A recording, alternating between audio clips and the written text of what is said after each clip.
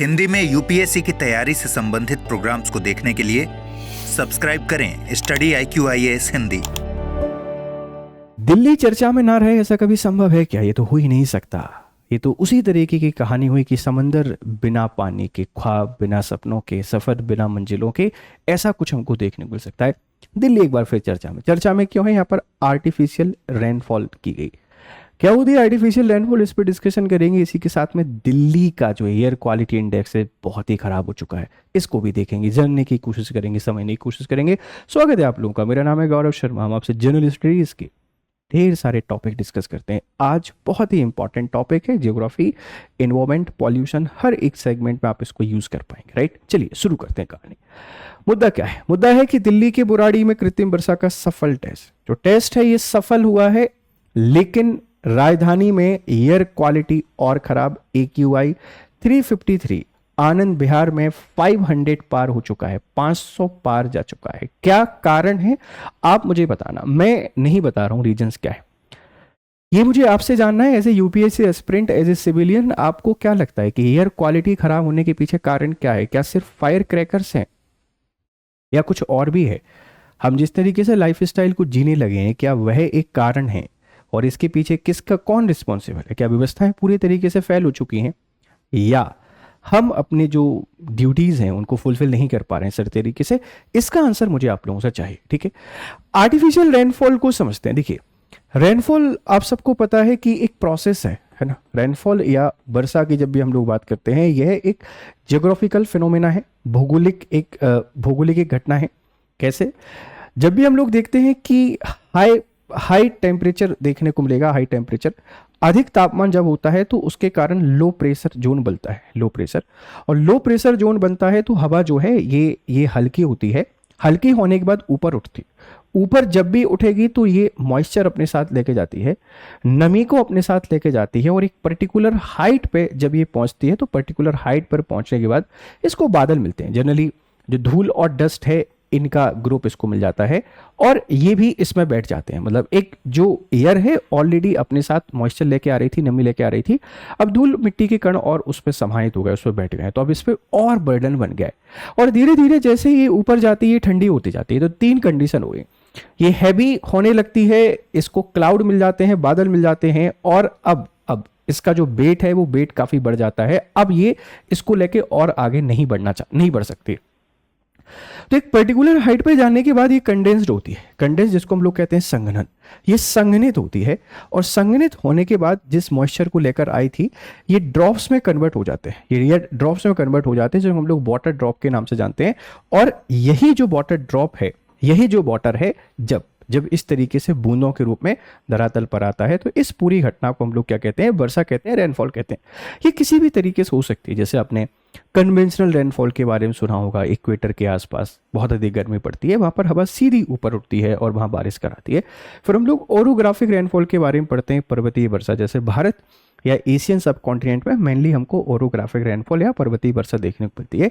इसी तरीके से आप लोग देखते हैं कि जो हमारे कोस्टल एरियाज होते हैं, यहाँ पर हमको मेनली जो रेनफॉल देखने को मिलती है, साइक्लोनिक रेनफॉल या चक्रवाती वर्षा देखने को मिलती है। वर्षा क्या होती है, वर्षा किस तरीके से होती है, तीनों चीज आप समझ गए होंगे।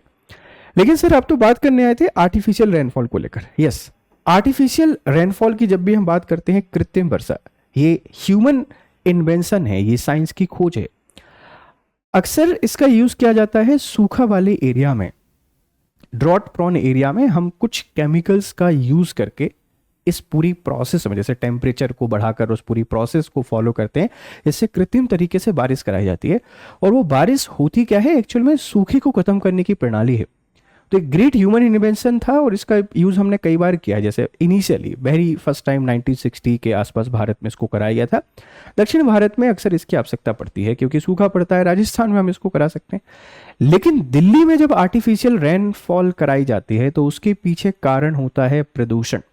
ये सूखे से निपटने के काम तो आती है, इसी के साथ में पॉल्यूशन को कम करने में भी ये काम आती है, क्योंकि जो डस्ट, जो पॉल्यूटेंट हैं, वो बारिश के साथ नीचे गिर जाते हैं और मौसम क्लीन हो जाता है। आपने देखा होगा जब भी रेनी सीजन जाता है, मानसून सीजन जाता है, मौसम बड़ा स्वच्छ दिखाई देता है, क्योंकि जो भी पॉल्यूटेंट है, सारी गंदगी है, नीचे आ जाती है पानी के साथ।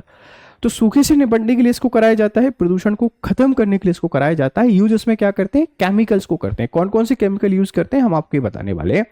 तो वर्षा क्या है, नेचुरली होती है मानसून सीजन में। आर्टिफिशियल रेनफॉल क्या होती है, हम जब फोर्सफुली जब हम लोग केमिकल का यूज करके अपनी नीड के अकॉर्डिंग कंडक्ट कराते हैं, उस प्रोसेस को आर्टिफिशियली कराते हैं, तो वो कृत्रिम वर्षा कहलाती है। रिसेंटली दिल्ली के बुराड़ी में इसको प्रैक्टिस किया गया और ये सक्सेसफुल रहा।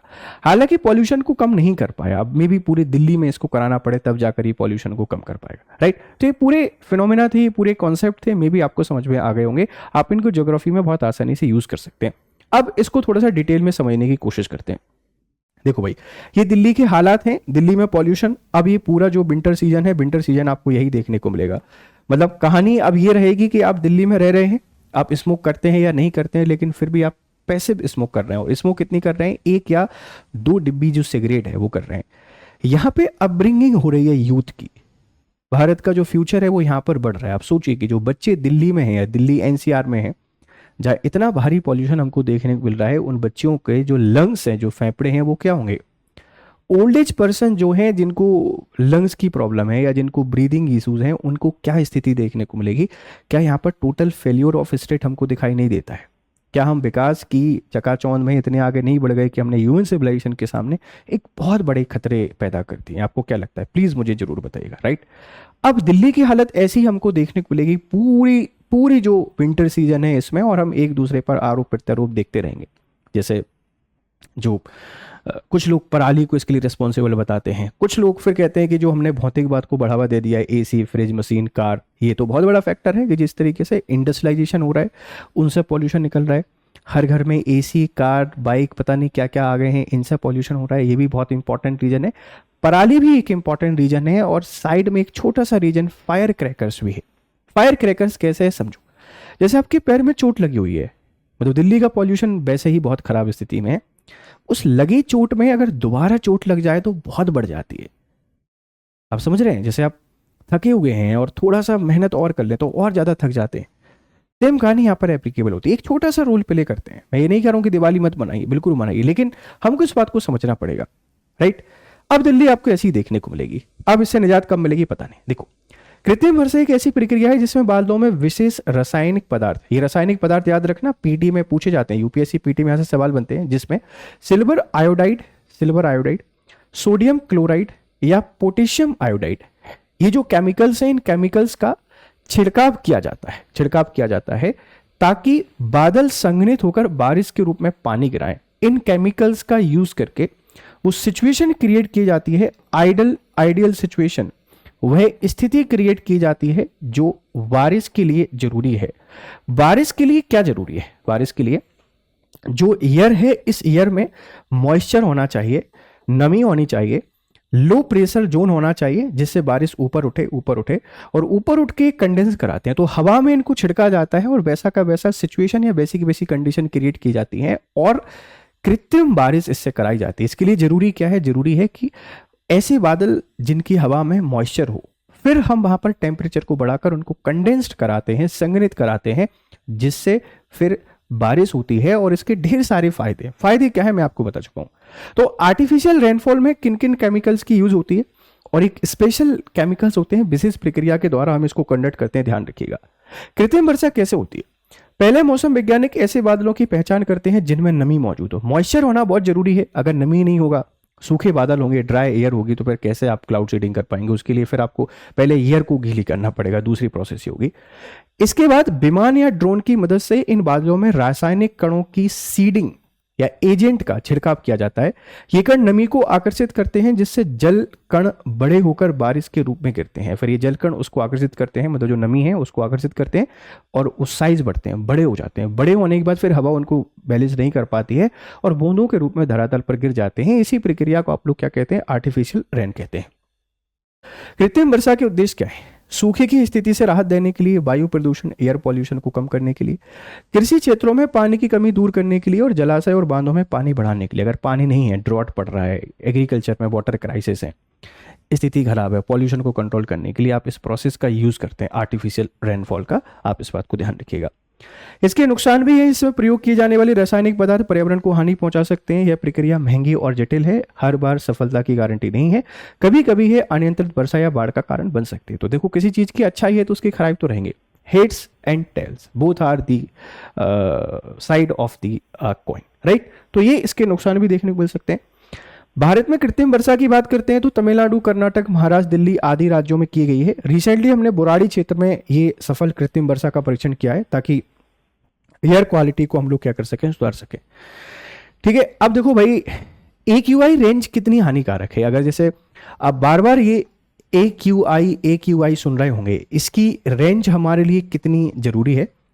तो 0 से 50 अगर है तो अच्छा है। ये तो बहुत ही कम शहरों में आपको देखने को मिलेगा, जैसे चंडीगढ़ है, पुणे है, यहीं शायद ये देखने को मिल पा रहा है, और तो शहरों में ये मिलना संभव नहीं है। 51 से 100 तक की संतोषजनक हो सकता है, मतलब संतोषजनक। 101 से लेके 150 तक मध्यम है, मतलब हम लोग 150 तक AQI में सर्वाइव कर सकते हैं। जैसे ही 150 के ऊपर जाता है स्थिति खराब होने लगती है। 151 से 200 तक खराब है, 201 से लेके 300 तक बहुत खराब है, और 301 से लेके गंभीर है। मतलब अब ह्यूमन सर्वाइवल के क्राइसिस हमको देखने को मिल गए हैं। यहां से मास्क की आवश्यकता होती है, और मास्क का जो साइज है और उसकी जो क्वालिटी है वो बदल जाती है। दिल्ली की हालत क्या है, 500 है, 501 है AQI, मतलब इससे खराब कुछ हो ही नहीं सकता है। हमें इस पे ध्यान देना पड़ेगा, चाहे वो आर्टिफिशियल रेन हो या हम कुछ भी हो, किसी भी तरीके से अब दिल्ली को सुधारना पड़ेगा, क्योंकि इस भयावह संकट का सामना ढेर सारी आबादी कर रही है और इसका बहुत ही खराब इम्पैक्ट पड़ रहा है ह्यूमन हेल्थ पर। ह्यूमन हेल्थ पर इम्पैक्ट पड़ेगा तो जो प्रोडक्शन है उस पर इम्पैक्ट पड़ेगा, प्रोडक्शन पर इम्पैक्ट पड़ेगा तो पूरी देश की इकोनॉमी पर नेगेटिव इम्पैक्ट पड़ेगा, और इससे टूरिज्म पर भी बहुत इम्पैक्ट पड़ेगा। फ्लाइट डिले होती हैं, प्रोग्राम टाइम पर नहीं हो पाते हैं, बहुत सारी समस्याओं का सामना इनके कारण हमको करना पड़ रहा है। तो AQI को समझिए, AQI क्या है और इसकी क्या क्या रेंज होती हैं, इसके हानिकारक प्रभाव हमको देखने को मिलते हैं, ध्यान रखिएगा। इससे निपटने के लिए हमने एक सिस्टम लगाया है जिसको आप लोग GR या ग्रेप के नाम से जानते हैं, सॉरी, ठीक है, ये इसको ध्यान मत दीजिएगा। ग्रेप की हम लोग बात करते हैं, मैं थोड़ा ऊपर ही कर देता हूं, ठीक है। ग्रेप की हम लोग बात करते हैं तो ग्रेप GRAP क्या होता है। स्टेज 1 खराब AQI 201 से लेकर 300 तक, स्टेज 2 बहुत ही खराब 301 से लेकर 400 तक, स्टेज 3 गंभीर AQI 401 to 550, और स्टेज 4 गंभीर प्लस AQI 450 से ऊपर। तो यहाँ पर ग्रेप प्रोग्राम को लगाया जाता है। ग्रेप का मतलब यहाँ पर एयर क्वालिटी को कंट्रोल करने के लिए ढेर सारे इनिशिएटिव लिए जाते हैं। जैसे मैं आपको ग्रेप फर्स्ट के बारे में बताता हूँ। सभी प्रकार के कंस्ट्रक्शन मटेरियल को ढककर रखना होगा, जो भी कंस्ट्रक्शन मटेरियल है आप इसको ढककर रखिए। सड़कों पर पानी का छिड़काव और मैकेनिकल स्वीपिंग की जाएगी, जो पानी है उसको छिड़का जाएगा और हम मैकेनिकल स्वीपिंग करेंगे। शहर के प्रमुख चौराहे पर एंटी स्मोक गन का प्रयोग किया जाएगा। ओपन एरिया में किसी प्रकार का कूड़ा वगैरह नहीं जला सकेंगे। पॉल्यूशन फैलाने वाली गाड़ियों पर जुर्माना लगेगा। शहर में स्टोन क्रेशर और अन्य कंस्ट्रक्शन पर रोक है। हॉट मिक्स प्लांट को बंद कर जनरेटर पर पाबंदी लगाई जाएगी। इसी तरीके से इनको और स्ट्रिक्ट कर दिया जाता है जिससे हम लोग एयर क्वालिटी को इंप्रूव कर सकें और एक बेहतर लाइफ दे सकें, क्योंकि आर्टिकल 21 का सवाल है, या सीधा सीधा आर्टिकल जो 21 है इसका सवाल है, और फंडामेंटल राइट प्रोवाइड करना स्टेट की रिस्पॉन्सिबिलिटी है। आप इस बात को ध्यान रखिएगा। तो वेरियस जगह आप इस आर्टिकल को यूज कर पाएंगे। मुझे पूरी उम्मीद है कि ये आर्टिकल आपको बहुत अच्छे तरीके से समझ में आ गया होगा। ठीक है, चलिए अब देखो, ये हमारा टेलीग्राम चैनल है, आप इसको ज्वाइन कर सकते हैं और ढेर सारे ऑफर आपका वेट कर रहे हैं। जैसे फास्ट ट्रैक कोर्स जो है इस पर भी सेल एक्सटेंड हो चुकी है। GRS कोड आप यूज कर सकते हैं 31 अक्टूबर तक। ये हमारा 2027 के लिए सामान्य अध्ययन बैच है, ये भी इसकी जो सेल है 31 अक्टूबर तक बढ़ चुकी है। GRS लाइव कोड आपने यूज करना है, और ये 2028 वाले बच्चों के लिए भी है। ये लेक्चर आपको कैसे लगते हैं, प्लीज अपने वैल्यूएबल फीडबैक हमको जरूर दें और इन कोर्सेज को ज्वाइन करें, अपनी प्रिपरेशन को बेहतर करें। चलिए फिर मिलते हैं आपसे क्लासेस में, तब तक खुश रहें, मस्त रहें। Have a nice time, good day to all. Hindi में UPSC की तैयारी से संबंधित प्रोग्राम्स को देखने के लिए सब्सक्राइब करें स्टडी IQ IAS हिंदी।